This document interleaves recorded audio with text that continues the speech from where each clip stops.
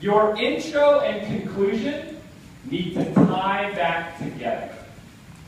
Wherever you started, drop them off. So where did I start at the beginning of Trust is a Must?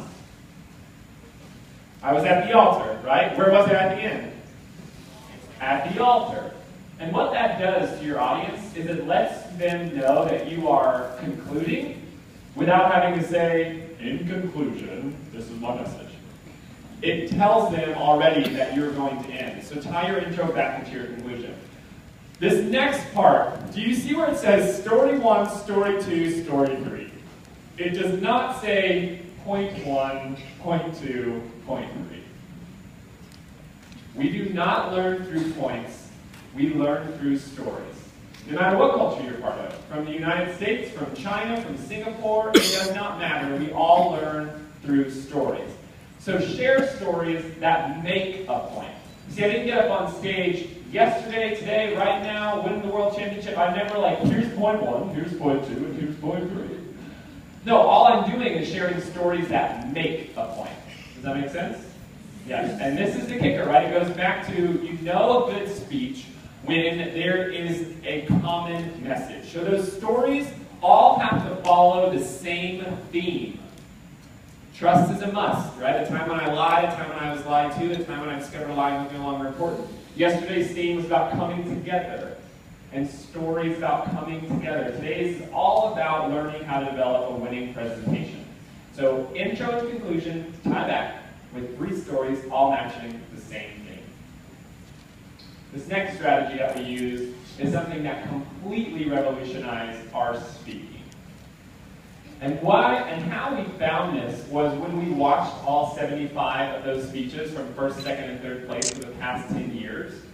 We found a formula of what the difference was between first and everybody else.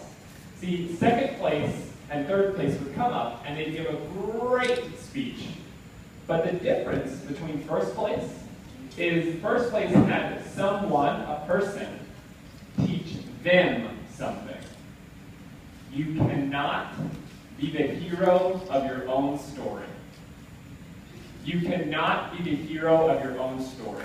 And what was happening is second and third place would come up and they would say, this is how successful I am. This is what happened to me. These are the struggles that I face and this is how I overcame them. But first place did the same thing, but they let someone else teach them. Who was teaching me in Trust is a Must? My mom. Think about it. Do I ever tell you trust is a must? No. My mom tells you trust is a must. So in a winning presentation, if you really want to develop something with your audience and be simple, impactful, relatable, don't come up there and show what you learned. Remind them what you've learned through somebody else. It can be a thing, it can be a person, it can be a place, but where did you learn that? Do not be the hero of your own story.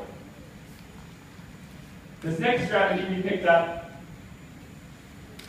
and it's called paragraph versus poem form.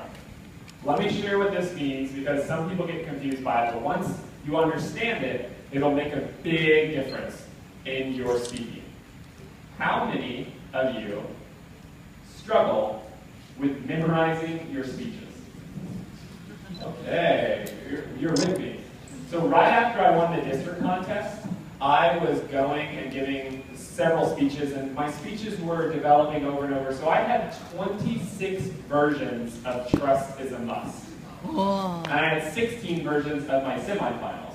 Well, when you're trying to remember that many versions and you have that many in your head, there's this one time I had got up on stage and I was merging several speeches together. And I knew this was happening, and all of a sudden it's being videotaped, and I forget my lines. And this is what I look like. And I paused for 28 seconds on stage. I know it's 28 seconds because I have it on video, and it's very awkward. It's one of the most uncomfortable feelings I've ever had. But what was happening is I was trying to cram paragraphs into my mind versus writing in a poem format. Now let me tell you what a poem format is. Poem does not mean rhyming every line. What poem format is, anytime you plan to take a breath or pause, you press enter on your screen so it looks like a poem. Does that make sense to everyone?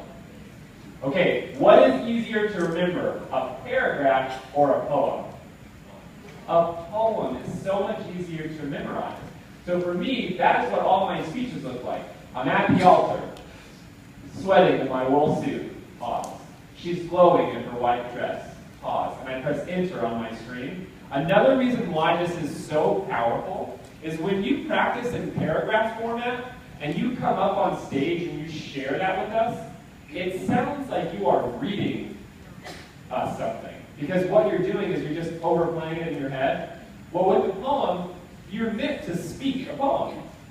So you come out, and after you practice this poem, you feel like you are speaking. And we're speakers. So it's really important to make sure you go out there and use the poem format versus paragraph. I want to share this next video with you. It's about understanding the importance of communication and clear communication.